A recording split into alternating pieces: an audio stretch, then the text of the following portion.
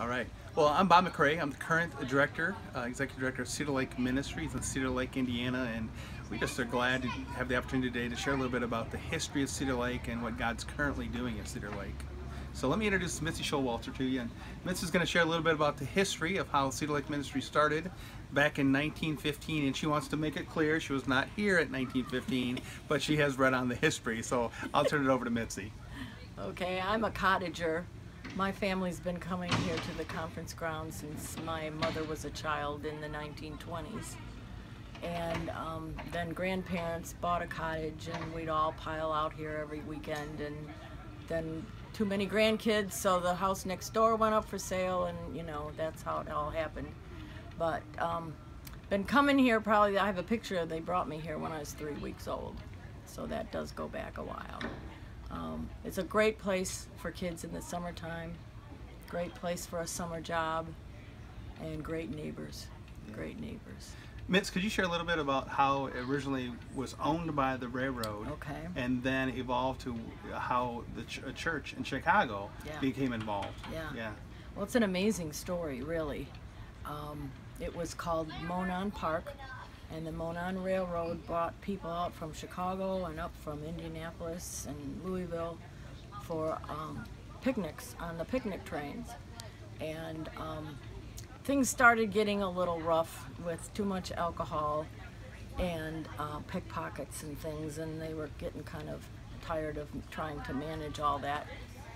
And one day, an associate pastor from Moody Memorial Church in Chicago came through here on the train, and which was down by the water, and he got off the train and he walked around and he said, "What is this place?"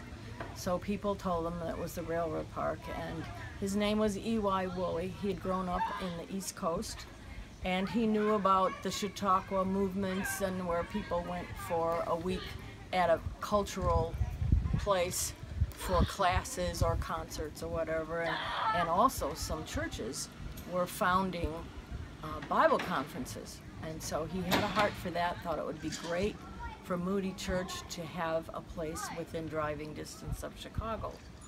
So he got off the train, looked around, and when he got back to Chicago, he went to the president of the Monon Railroad, and he said, "We'd like to have your Monon Park for our church camp." And actually the president of the Monon Railroad at that time was an uncle of FDR. And he was a great outdoorsman and believed in outdoors, you know, experiences and everything. And so he worked it out so that they could turn over the management of the park for 5 years to the church, with the condition that they keep passengers riding the trains out here, because they were in the business of moving people. And so it worked out. Churches came out here for their picnics and other groups. There was an employee picnic for Marshall Field's employees, and there was a baseball game. The White Sox and the Cubs played out here on an exhibition game. And so after 5 years, the Monon deeded the property to the Moody Memorial Church for $1.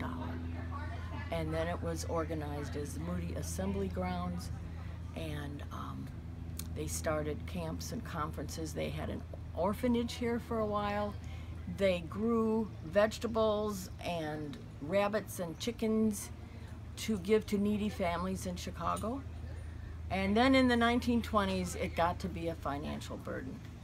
So a group of Christian businessmen in Chicago incorporated the Cedar Lake Conference Association, and they bought the property and has maintained it as an independent, non-denominational camp. And since that time, as Mitzi had shared, it became organized as a non-profit, non-denominational Christian Camp and Conference Center, and that still takes place today, where we do camps in the summer for kids and day camps for kids. We do winter camps for kids in the winter, and also churches and Christian organizations rent our facility to come out and do their own conferences. So we have a variety of churches. We're open year-round, and we operate as a nonprofit and just minister and partner with those churches for the same end purpose of providing a life-changing environment for evangelism and spiritual growth that started back in 1915 when the camp was incorporated originally.